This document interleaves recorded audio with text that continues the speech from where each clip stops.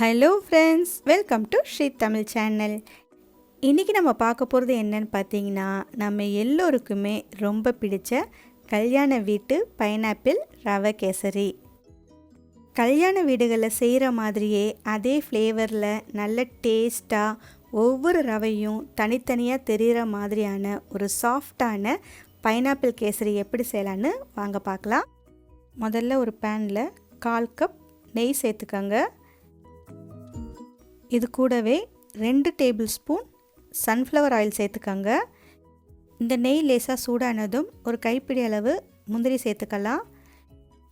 அடுப்பை மீடியம் ஃப்ளேமில் வச்சு இந்த முந்திரி லேசாக செவக்கிற வரைக்கும் இதை நாம் வதக்கி விட்டுக்கலாம். முந்திரி லேசாக செவக்க ஆரம்பித்ததும் கொஞ்சமாக காஞ்ச திராட்சை சேர்த்துக்காங்க. இப்போ பார்த்தீங்கன்னா முந்திரி திராட்சை ரெண்டுமே நல்லா பொன்னிறமாக செவந்து வந்துடுச்சு. இந்த சமயத்தில் அடுப்பை நல்லா குறைச்சி வச்சுட்டு ஒரு 1/2 கப் ரவை சேர்த்துக்காங்க. கூடவே கொஞ்சமாக உப்பு சேர்த்துக்கங்க. அடுப்பை மீடியம் லோ ஃப்ளேமில் வச்சு இந்த ரவை நல்லா வறுபட்டு பொன்னிறமாக செவக்கிற வரைக்கும் இதை நாம் நெய்யில் வறுத்து எடுத்துக்கலாம். இந்த ரவை நல்லா வறுபட்டு செவந்து வர்றதுக்கு ஒரு 4லேருந்து 5 நிமிஷம் வரைக்கும் ஆகும். அது வரைக்கும் பொறுமையாக கலந்து விட்டுட்டே இருங்க. ரவை நல்லா வறுபட்டால் தான் ஒவ்வொரு ரவையும் தெரிகிற மாதிரி கேசரி நல்லா சாஃப்டாக வரும். பார்த்திங்கன்னா ரவை நல்லா வறுபட்டு செவந்து வந்துடுச்சு. உங்களுக்கு பார்க்கும்போதே தெரியும், கலர் நல்லா மாறி வந்திருக்கு.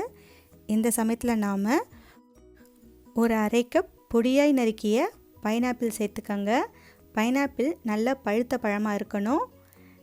அதே மாதிரி ரொம்பவும் புளிப்பாக இருக்கக்கூடாது. இப்போ அடுப்பை நல்லா குறைச்சி வச்சுட்டு இந்த பைனாப்பிளை திரும்பவும் ஒரு 3 நிமிஷத்துக்கு, அதாவது பைனாப்பிள் நல்லா நெய்யில் வதங்கி சாஃப்ட் ஆகிற வரைக்கும் இதை நாம் வதக்கி விட்டுட்டே இருக்கலாம்.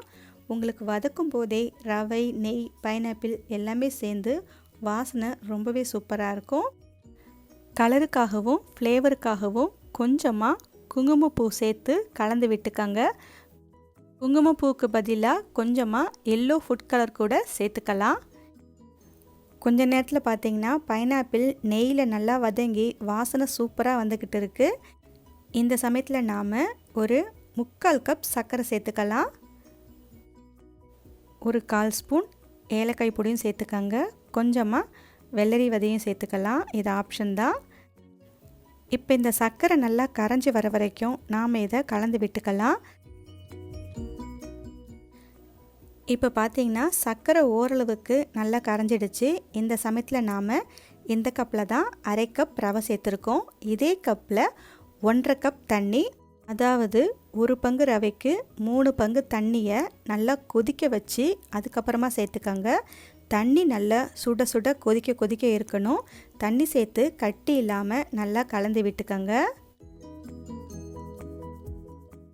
கடைசியாக ஒரே ஒரு டேபிள் ஸ்பூன் நெய் சேர்த்துக்கங்க. நெய் சேர்த்து ஒரு மூடி போட்டு மூடி வச்சிடுங்க. அடுப்பை எந்த அளவுக்கு குறைச்சி வைக்க முடியுமோ அந்த அளவுக்கு நல்லா குறைச்சி வச்சிடுங்க. ஒரு 4லேருந்து 5 நிமிஷம் அப்படியே இருக்கட்டும்.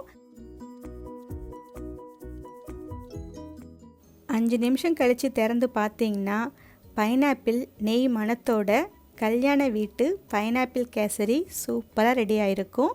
உங்களுக்கு பார்க்கும்போதே தெரியும் எவ்வளவு சூப்பராக சாஃப்டாக இருக்குன்னு. ஒவ்வொரு ரவையும் தனித்தனியாக தெரிகிற மாதிரி அவ்வளவு சாஃப்டான சூப்பரான கேசரி ரெடி பண்ணிட்டோம். ஓகே ஃப்ரெண்ட்ஸ், இந்த ரெசிபி நீங்கள் உங்கள் வீட்டில் ஒரு முறை ட்ரை பண்ணி பார்த்துட்டு எப்படி இருக்குன்னு சொல்லுங்கள். இந்த ரெசிபி உங்களுக்கு பிடிச்சிருந்தால் லைக் பண்ணுங்கள், ஷேர் பண்ணுங்கள். ஸ்ரீ தமிழ் சேனலுக்கு சப்ஸ்கிரைப் பண்ணுங்கள். தேங்க்ஸ் ஃபார் வாட்சிங்.